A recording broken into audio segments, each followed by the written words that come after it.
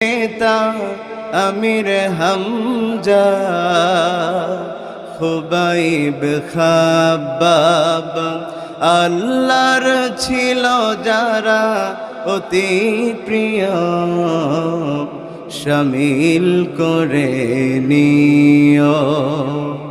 সঈদ কুতুব হাসানুল বান্না সেই মিছিলে হলো গণ্য। বেরলো ভীতি তুমির মালিক হামিদ সেই মিছিলের সাথী অনন্য। মরণ তো একদিন আসবেই জানি, মিনতি তোমার কাছে চির সুখের সেই মরণ।